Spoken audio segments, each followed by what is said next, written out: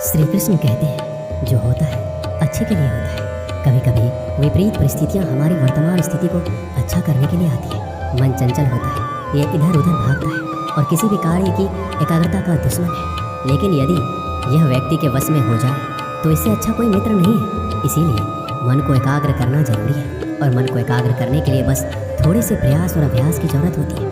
भगवान कहते हैं मेरे लिए ना कोई घृणित है, ना कोई मित्र, ना ही कोई प्रिय है, ना कोई निर्धन है, ना ही कोई धनी है। बस जो भक्ति भाव के साथ मुझे याद करते हैं मैं उनका और वो मेरे। श्री कृष्ण कहते हैं वो किसी के भाग्य के निर्माता नहीं है, व्यक्ति खुद ही अपना भाग्य लिखता है। आप जैसा बीज बोएंगे आप वैसा ही फसल काटेंगे, आप जैसा कर्म करेंगे आपको वैसे ही परिणाम मिलेंगे। यदि विद्यार्थी मन लगाकर पढ़ाई करेंगे तो परीक्षा में सफल होंगे। इसीलिए हर व्यक्ति का भाग्य भी तभी बदलेगा जब वो अपना कर्म करेगा।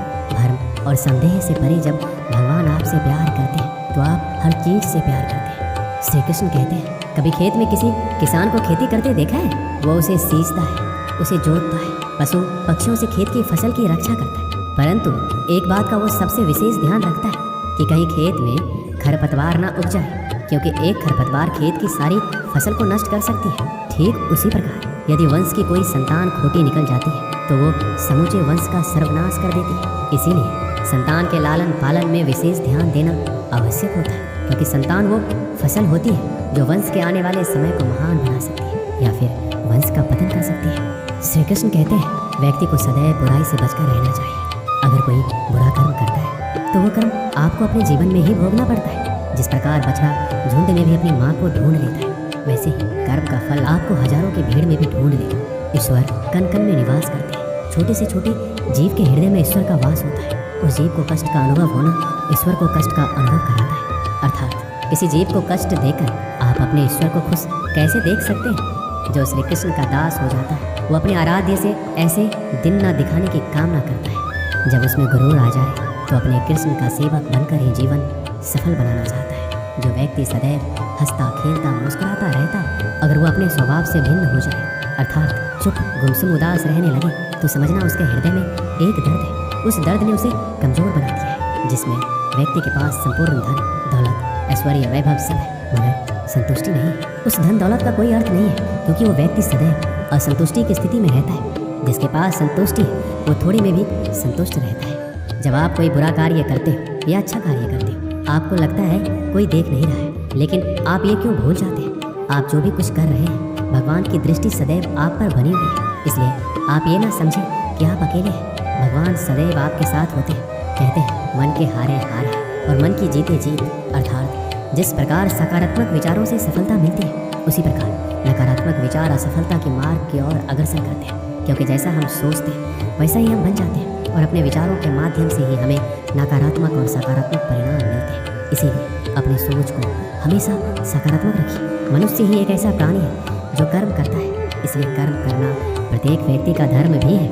धर्म करने वाला व्यक्ति ही कर्मवीर कहलाता है। इसीलिए कर्म करते रहना खाली बैठे रहने से बेहतर होता है। श्री कृष्ण कहते हैं अगर आपको याद ही नहीं कि गुच्छे की कौन सी चाबी ताले को खोल सकती है, फिर भी आप लगातार ताले को खोलने का प्रयास करते रहते हैं, फिर भी वो ताला नहीं खुलता है। अधिकतर लोग ऐसी परिस्थिति में अपनी आशा खो बैठते हैं। उन्हें लगता है कि ये चाबी खो गई और वो तिलमिला जाते हैं, क्रोधित होते हैं। परंतु उस समय धैर्य रखें, क्योंकि गुच्छे की अंतिम चाबी ताला खोल सकती है। कुल्हाड़ी का अंतिम प्रहार वृक्ष को काट कर गिरा देता है, परंतु क्या सत्य में कुल्हाड़ी का अंतिम प्रहार वृक्ष को काट कर गिरा देता है? आपको आपका लक्ष्य दिला देता है? नहीं, आपका निरंतर प्रयत्न ही आपको सफलता दिलाता है। जब आपका मन निराश हो अपने कार्य में दोगुनी उत्साह से जुट जाइए, क्योंकि अनावरत बहता जल ही कठोर चट्टान को काट सकता है। सफलता का मूल है परिश्रम, प्रयास और आशा।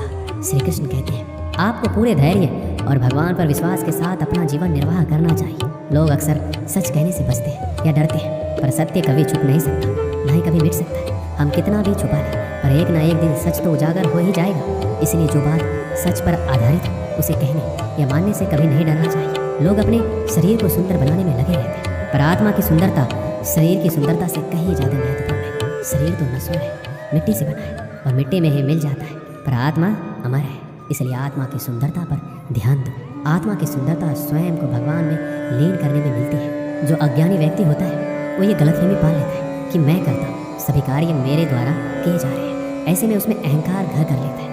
परंतु इस सृष्टि में जो भी हो रहा है सब कुछ भगवान की इच्छा से हो रहा है। अज्ञानता के कारण व्यक्ति में जब अहंकार जन्म लेता है तो उसका पतन होना निश्चित है। श्री कृष्ण कहते हैं मनुष्य का जीवन ऋतुओं के समान होता है। आज ग्रीष्म तो कल वर्षा, परसों शीत। तनिक संकट आया तो हम संयम खो बैठते हैं, तो तनिक ऋतु बदले तो हम अधीर हो जाते हैं। अपने आक्रोश, अपने क्रोध में हम उनसे ही संबंध बिगाड़ लेते हैं जो हमारे अपने होते हैं। क्यों ऐसा ही होता है ना? हमें लगता है कि हमारे अपने हैं, फिर से बना लेंगे, परंतु स्मरण रखिए सदा ऐसा करना संभव नहीं होता। सागर की उछलती लहरों को तट सहता है, और यदि तट ही टूट जाए तो बाढ़ आ जाती है। हमारे संबंध दूध की भांति होते हैं। दूध तब कर उबल सकता है, परंतु यदि उसमें खटास आ जाए तो वो फट भी जाते हैं, और फटे दूध को चाहे कितना मत लो उसमें से मातम नहीं निकलेगा। इसलिए अपने संबंधों को संभाल कर निभाना चाहिए। श्री कृष्ण कहते हैं जो व्यक्ति अपने अहंकार से भारी हो जाता है, जिसमें अभिमान भर जाता है, वो उस पत्थर की भांति होता है जो भारी होने के बावजूद भी नदी की धारा में डूबकर अपना अस्तित्व खो देता है।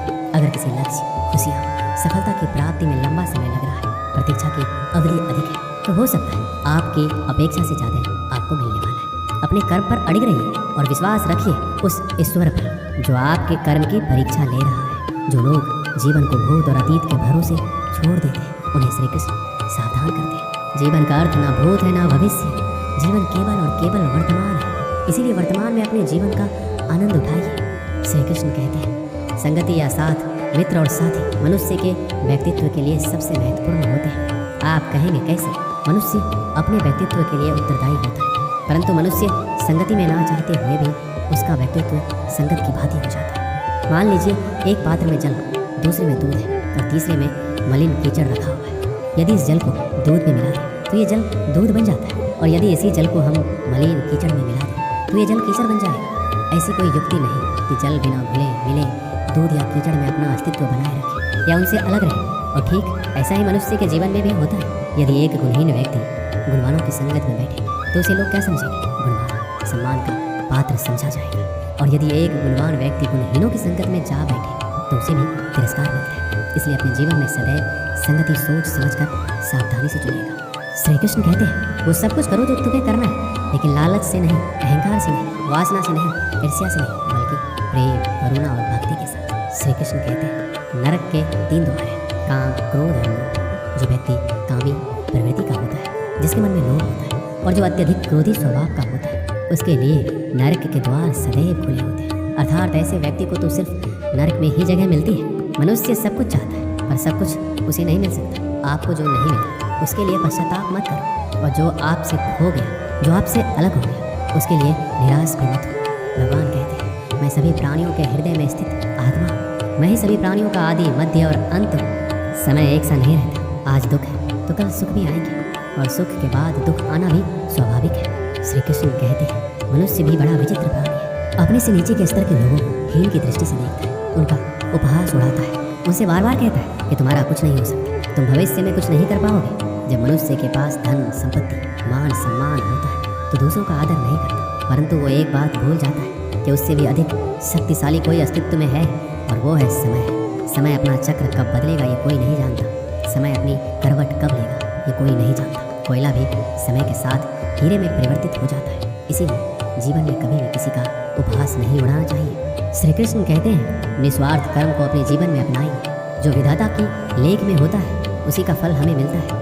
विधि के विधान को स्वयं ईश्वर भी नहीं टाल सकते। जिस व्यक्ति के पास आपके लिए मान, सम्मान और कदर ना हो, उनके साथ रहना व्यर्थ है। वो सदैव आपके लिए शत्रुता का भाव रखते हैं। ऐसे व्यक्तियों के साथ रहने से उत्तम है आप अकेले रहें। इस जीवन में अधिक सरल होना भी अनुचित है। जो सरल और सीधे स्वभाव का होता है लोग उसका अनायास फायदा उठाते रहते हैं। अच्छी किस्मत के लोग थोड़ा भी बुरा होने पर भगवान को कोसते हैं, और बुरी किस्मत के लोग थोड़ा भी अच्छा होने पर भगवान का स्मरण और धन्यवाद करते हैं। प्रभु अपने भक्तों की सदैव परीक्षा लेते रहते हैं। इस परीक्षा में भक्तों को अनेकों कष्टों का सामना करना पड़ता है। सामान्य लोग इसे अपना दुख मानकर पीछा छुड़ाते हैं, वहीं साधक तथा प्रेमी प्रभु की इच्छा समझकर उसका सामना करते हैं। जो लोग कहते हैं कि अपनों के आगे झुकने में कोई बुराई नहीं है, उन्हें मालूम होना चाहिए कि जो सच में अपने होते हैं ना वो कभी झुकने ही नहीं देते। दिव्यता केवल शक्तिशाली होने में नहीं बल्कि दूसरों में शक्ति जागृत करने में।